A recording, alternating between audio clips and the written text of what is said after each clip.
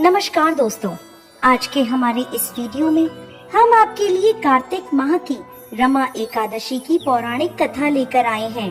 एक समय धर्मराज युधिष्ठिर कहने लगे, हे भगवान, कार्तिक कृष्ण एकादशी का क्या नाम है, इसकी क्या विधि है, इसे करने से क्या फल मिलता है, सो आप विस्तार पूर्वक बताइए।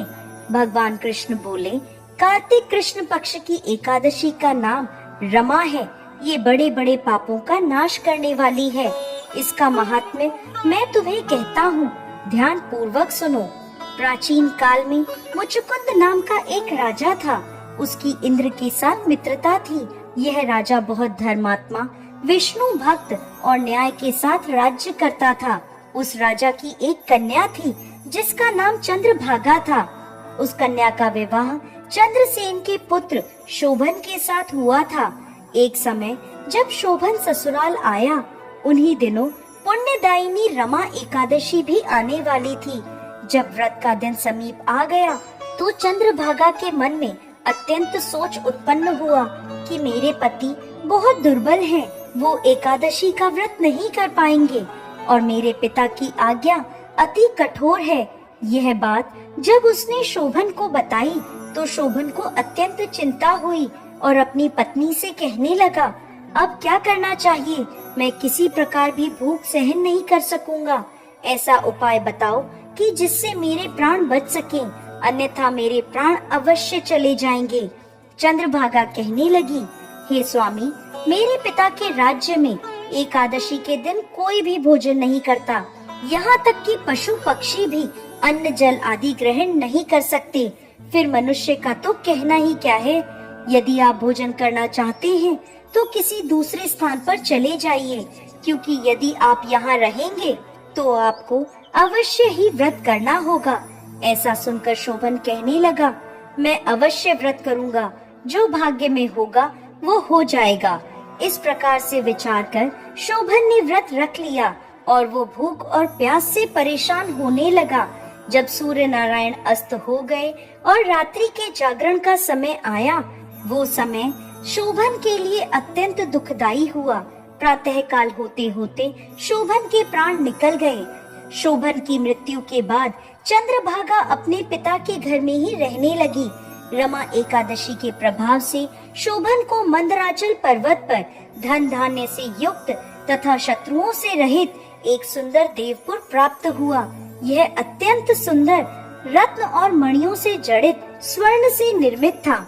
एक समय मुचुकुंद नगर में रहने वाले एक सोम शर्मा नामक ब्राह्मण तीर्थ यात्रा करते हुए देवपुर में जा पहुँचे और उन्होंने शोभन को पहचान लिया।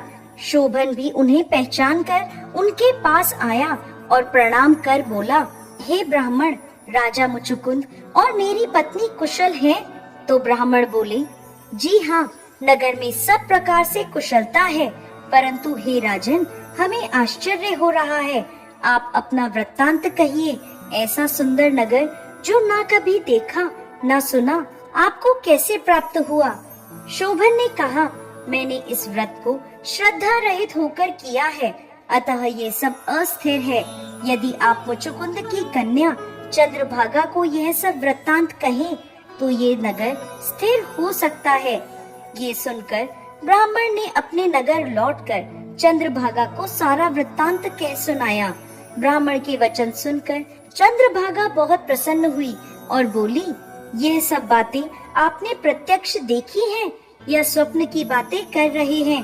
ब्राह्मण बोले, पुत्री, मैंने तुम्हारे पति को प्रत्यक्ष देखा है, साथ ही किसी से विजय न होने वाला देवताओं के नगर के समान उसका नगर भी देखा है। चंद्रभागा कहने लगी, आप मुझे वहाँ ले चलें, मुझे मेरे पति के दर्शन की तीव्र लालसा है।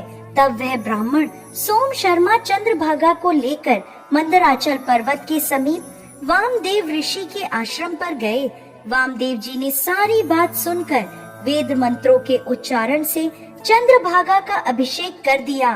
तब ऋषि के मंत्र के प्रभाव और एकादशी के व्रत से चंद्रभागा का शरीर दिव्य हो गया और वह दिव्य गति को प्राप्त हुई। इसके बाद प्रसन्नता के साथ अपने पति के निकट पहुंच गई। अपनी प्रिय पत्नी को देखकर शोभन अति प्रसन्न हुए। चंद्रभागा कहने लगी, हे प्राणनाथ, आप मेरे पुण्यों को ग्रहण कीजिए। अपने पिता के घर जब मैं 8 वर्ष की थी, तब से विधि पूर्वक एकादशी के व्रत को श्रद्धा पूर्वक करती आ रही हूँ।